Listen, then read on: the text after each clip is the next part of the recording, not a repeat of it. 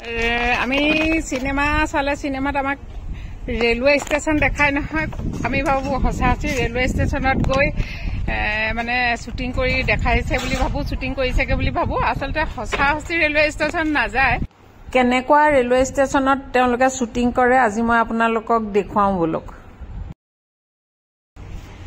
এইটো railway station দেখিলে নহয় এইটো ৰেলৱে ষ্টেচন ৰেলে হতে বনাই থৈছে যিটোত শ্বুটিং কৰি আমাক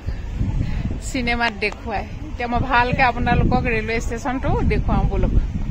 ৰেলৱে ষ্টেচনটো যে এতিয়া হায়দৰাবাদ লিখি থৈছিলে মুছি দিলে যিটো ৰেলৱে ষ্টেচনৰ নাম দিব লগা হয় সেইটো ইয়াত দিয়ে তাৰপিছত সেইটো দূৰত দেখিছে সেইটো টিকেট কাউণ্টাৰ বনাই থৈছে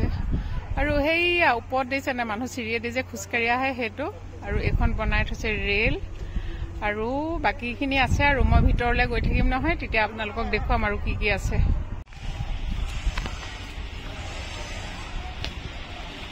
ৰেলৱে ষ্টেচন আৰু এইখন ৰেল চিনেমাত দেখাই আমাক এইফালে উঠিব পাৰো এইখন ৰেল আমাক দেখুৱাই দিছে নাই খালী আৰু এতিয়া কোনো নাই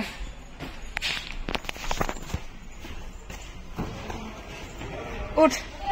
চিনেমা শ্বুটিং ৰেলৱে ষ্টেচন পাই ৰেলখন আৰু এইয়া ৰেলৱে ষ্টেচনৰ দোকান লাগি আছে আৰু এইটো এতিয়া ওলাই গৈছো আমি সাউথ চেন্ট্ৰেল ষ্টেচন কেনেকৈ টিকেট কাউণ্টাৰ চাউণ্টাৰ বনাই থৈছে এইখন আৰু এইবিলাক ৰেলৱে ষ্টেচনত দোকান থাকে যে দোকান